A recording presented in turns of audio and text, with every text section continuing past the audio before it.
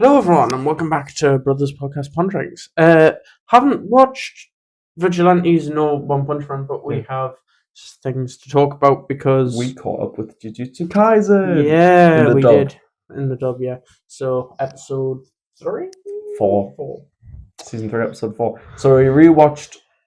Oh, I worked it out over the weekend. We watched 26 episodes, which is longer than season 1 is. Season 1's only 24 episodes. Season 2 is 23. Because we rewatched the last 4 episodes of season 1. We watched everything season 2 post Hidden Inventory since we rewatched that first, and then we watched 4 episodes of season 3. Yeah, did. Yeah. So JJK better than I remember. Yeah. I may have been a little harsh to it, but what can I say? What can I say? The animation still no, I'm joking.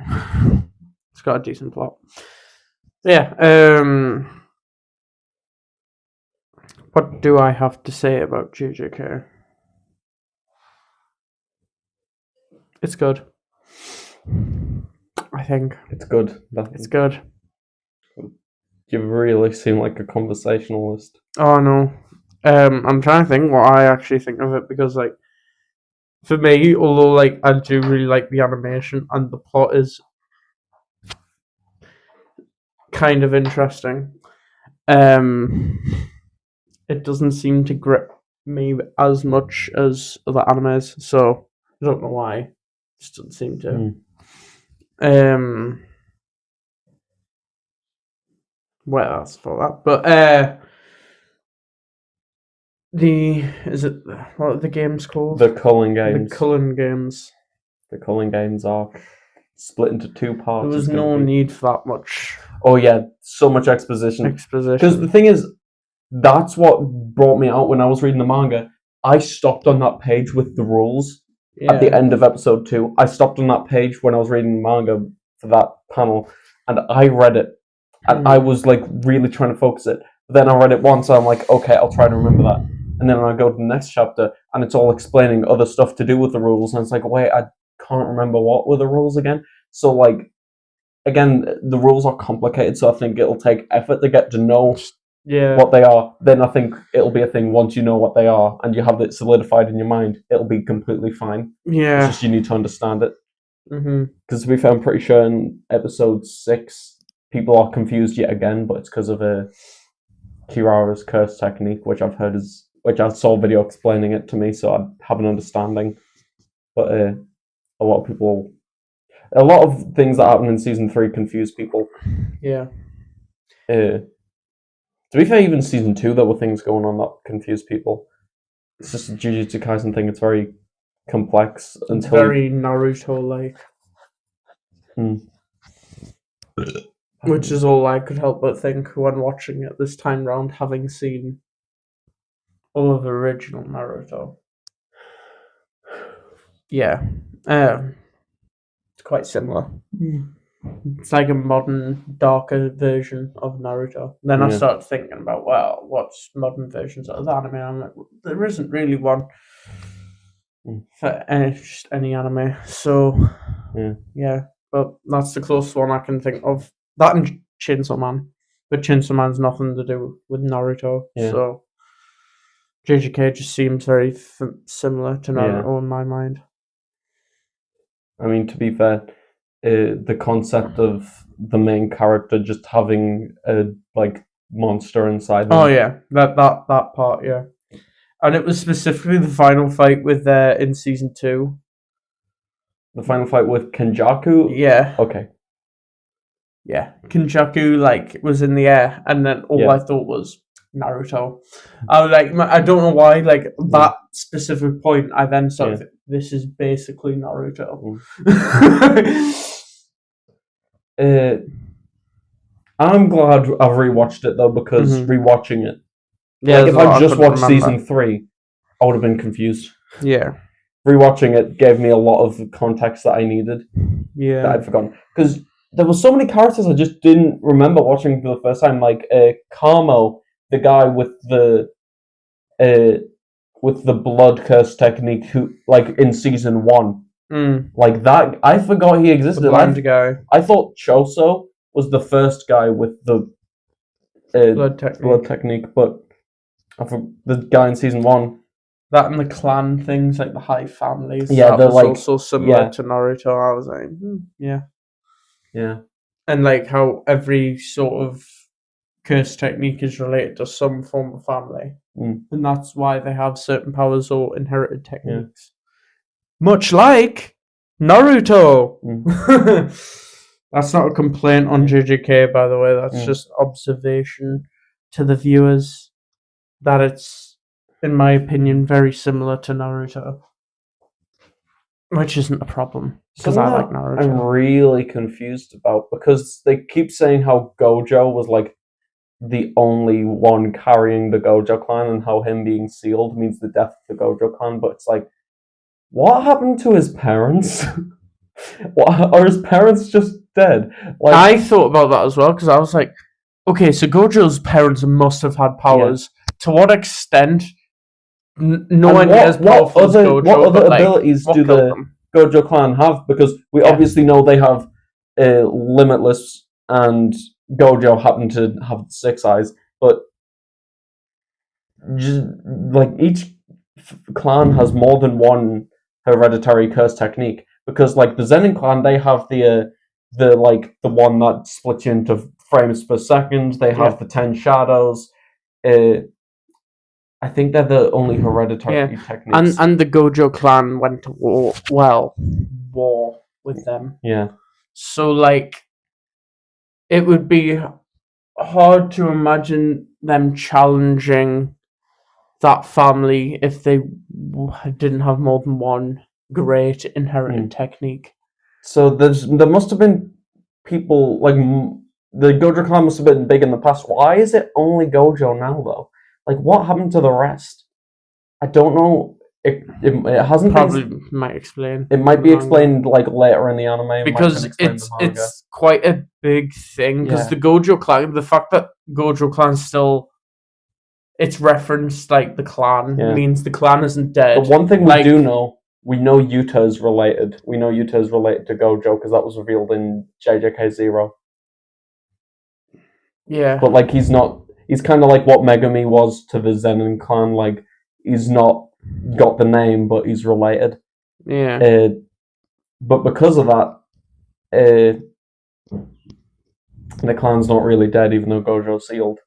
Yeah. Since you have Yuta out here being like probably the next strongest Jujutsu sorcerer right now. Well, aside from the ones we don't know that much about yet from the anime, like Yuki, I've heard some, like, she's apparently really strong. Who was it? There's also Angel. No, but that's not Jujutsu sorcerer. She's a cursed user, not a Jujutsu sorcerer. But there's obviously Yuta still technically being part of the Gojo clan without having the name. Yeah. And then also, I watched a video explaining how the inverted Spear of Heaven, Toji's weapon that he used against Gojo, and the black rope Miguel used in the JJK 0 movie. I watched a video explaining how they both cancelled out curse techniques, and then it was funny because then watching episode 3, they talked about those 2 weapons specifically, and how like, oh yeah, they can cancel curse techniques, so they can be used on the prison realm to open it if we had them, but they're not there, so we can't use them.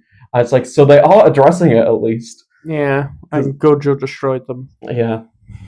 Gojo destroyed them. And then Miguel and Yuta just spent so long in Africa just looking for more of the black robe, and they couldn't. Because, keep in mind, they went to Africa at the end of JJK 0. That was like the very beginning of 2018 in the timeline. Mm-hmm. The Shibuya incident was October of 2018, so Yuta spent a good 10 months in Africa looking with Miguel looking for the black robe. All in vain. Yeah. That's wild. Yeah. There's also, what's that last called? Who kills the entire clan? Oh, Maki. Yeah, a bit harsh. Bit of a exaggeration, overreaction, I would say. Like, killing the entire leave clan. Ranta alone. Ranta did nothing, bro.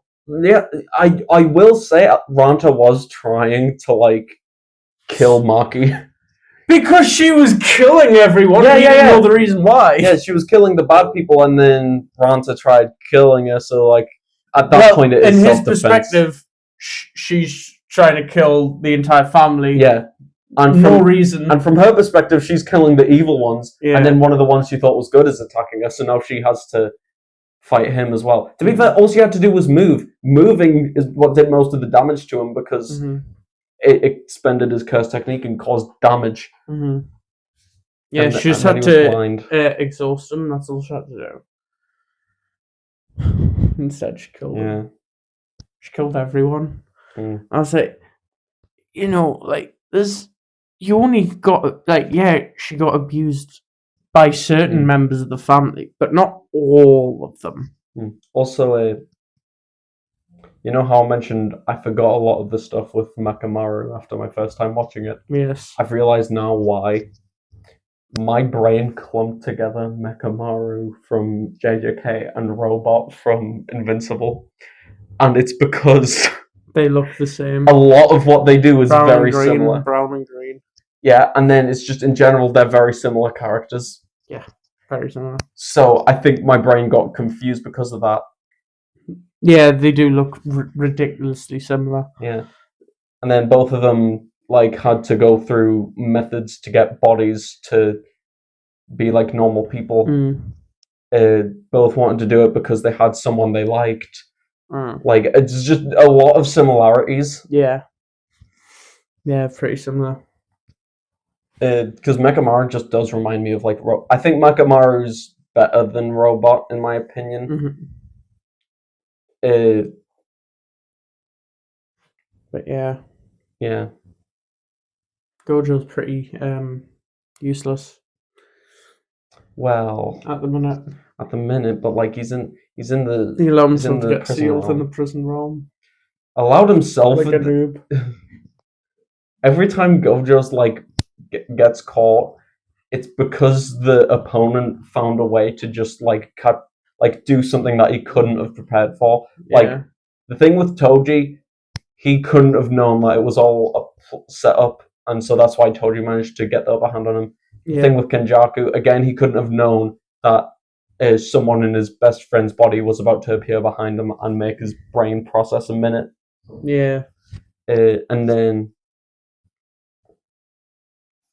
I found out from my friend, spoilers for the JJK manga, because I remember this was obviously very big when the manga came out, because the chapter came out, ended saying Gojo has won against Sukuna.